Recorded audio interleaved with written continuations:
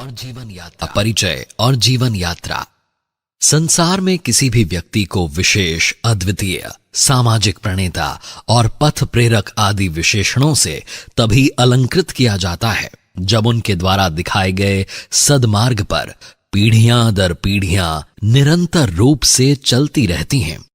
ऐसे ही अपना जीवन देकर सबका जीवन खरीदने वाले, अपने कर्तव्य को ही जीवन की सार्थकता और गहन उत्तरदायित्व समझने वाले, अपने आप को संपूर्ण रूप से अपने लक्ष्य से बांधने वाले, समाज में अनुशासन की भावना भरने के लिए स्वयं को आत्मानुशासन में बांधने वाले, कर्म को ही जीवन व अकर्मण्यता को मृत्यु मानने वाले, जीवन की ठोकरों और परीक्षाओं को अपना सौभाग्य मानने वाले, समाज के लिए जीवन, गौरव व सम्मान जुटाने के लिए अपने अनोखे साधना कुटुंब श्री क्षत्रिय युवक संघ की स्थापना करने वाले हमारे प्रणेता और सच्चे मार्गदर्शक हैं पूज्य श्री तन सिंह जी।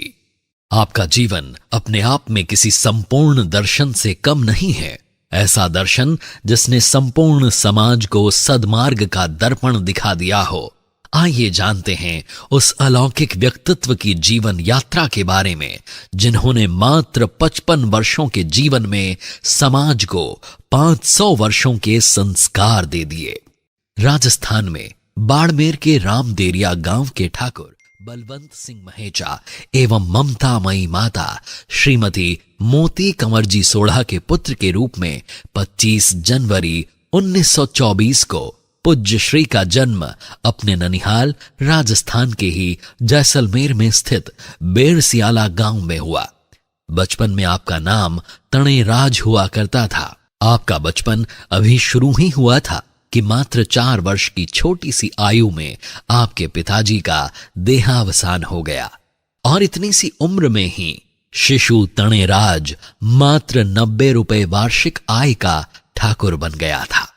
आपकी ममतामयी माताजी आपकी अच्छी शिक्षा के लिए हर कष्ट सहने को तैयार थीं और अनेकों तकलीफों को सहने के बावजूद भी उन्होंने पूज्य श्री तन सिंह जी को अच्छी से अच्छी शिक्षा के लिए हमेशा प्रोत्साहित किया। खुद अकेले गांव में रहकर खेती बाड़ी का ध्यान रखती और पूज्य श्री अकेले बाड़मेर में रहकर अपनी प्रारंभिक शिक्षा ग्रहण करते। बाड़मेर से 6ठी कक्षा तक पढ़ने के बाद 1938 में आपने जोधपुर के प्रसिद्ध चौपासनी विद्यालय में प्रवेश लिया और मैट्रिक में स्वर्ण पदक प्राप्त किया। अपने विद्यालयी जीवन में भी पूज्य तन सिंह जी सिर्फ किताबी पढ़ाई तक सीमित ना रहे, अपितु तैराकी और दौड़ जैसे खेलों में भी हमेशा अग्रणी स्थान हासिल करते रहे। मैट्रिक तक की पढ़ाई चौपासनी में करने के बाद 1942 ईस्वी में पूज्य श्री अपने घर से लगभग 600 किलोमीटर दूर राजस्थान के ही झुंझुनू जिले के पिलानी कस्बे में स्थित देश के प्रतिष्ठित संस्थान बिरला कॉलेज में अध्ययन हेतु गए। यही वह महत्वपूर्ण समय था जब पूज्य श्री को लगने लगा था कि क्षात्र धर्म की और अपनी सामाजिक जिम्मेदारी का निर्वाह करने के लिए कुछ करना चाहिए।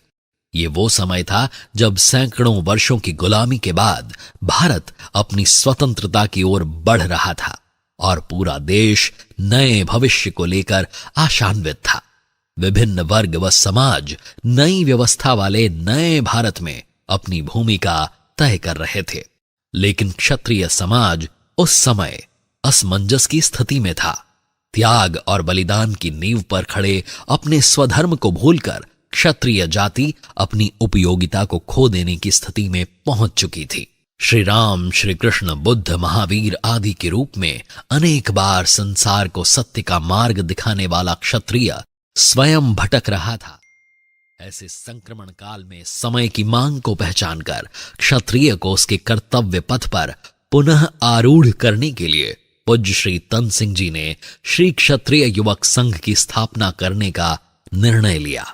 पिलानी के राजपूत छात्रावास में रहते हुए मात्र 20 वर्ष की आयु और चंद सहपाठियों के साथ श्री क्षत्रिय युवक संघ की स्थापना करना अपने आप में पूज्य श्री की दूरगामी सोच को दर्शाता था।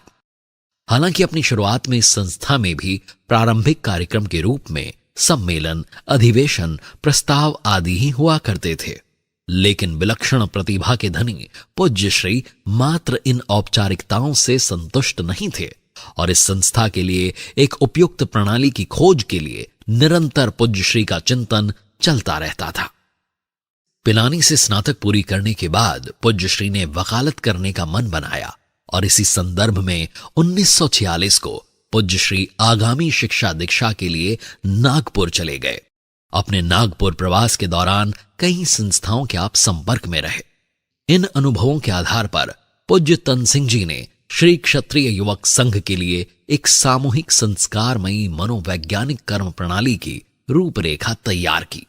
तत्पश्चात आपने त्वरित रूप से 21 दिसंबर 1946 को जयपुर के स्टेशन रोड स्थित मल सीसर हाउस में संघ की तत्कालीन कार्यकारिणी के सदस्यों की बैठक बुलाई और श्री क्षत्रिय युवक संघ के लिए एक नवीन प्रणाली का प्रस्ताव रखा।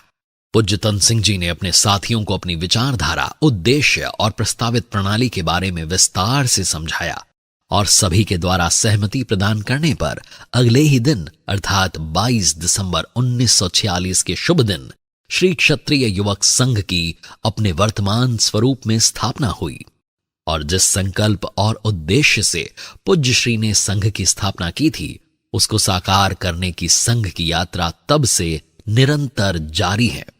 संघ के कार्यों के साथ साथ ही पूज्य श्री अपनी वकालत की पढ़ाई पूरी करने के पश्चात बाड़मेर लौटकर वकालत करने लगे और एक सक्षम व्यक्तित्व के तौर पर लोकप्रियता प्राप्त करते हुए 1949 में आप बाड़मेर शहर के प्रथम नगरपालिका अध्यक्ष निर्वाचित हुए।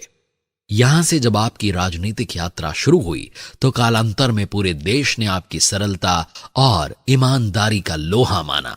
आपकी छवि इस प्रकार के नेतृत्वकर्ता की रही कि मात्र 28 वर्ष की उम्र में राजस्थान के प्रथम विधानसभा चुनाव में बाड़मेर से आप विधायक चुनकर आए और कुछ समय तक उसी विधानसभा में वे संयुक्त विपक्ष के नेता भी रहे। 1957 में पुनः विधायक चुने जाने से पहले आपने अनेकों आंदोलनों की अगुवाई भी की। 1949 में चौपासनी विद्यालय के अधिग्रहण के खिलाफ आंदोलन, 1948 में ही गांधी जी की हत्या के बाद राष्ट्रीय स्वयंसेवक संघ पर प्रतिबंध के विरुद्ध हुए आंदोलन में स्वैच्छिक गिरफ्तारी, सरकार द्वारा दुर्भावना से प्रेरित होकर बनाए गए भूमि अधिग्रहण अधिनियम के विरुद्ध 1955-56 में तत्कालीन संघ प्रमुख श्रद्धेय आयुवान सिंह जी हुडील के नेतृत्व में हुए दोनों भूस्वामी आंदोलनों में आपने नेतृत्व की अग्रिम पंक्ति के रूप में भाग लिया एवं जेल गए।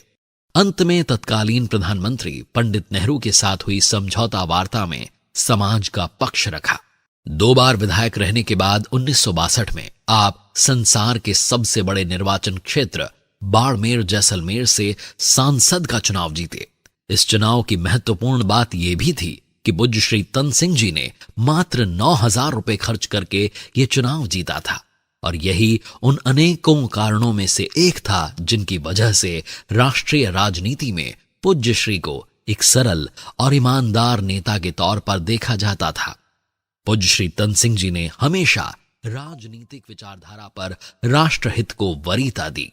1962 के भारत चीन युद्ध के समय विपक्षी सदस्य रहते हुए भी संसद में दिए ऐतिहासिक वक्तव्य में सरकार और प्रधानमंत्री के प्रति आपने पूर्ण समर्थन और विश्वास जताया था।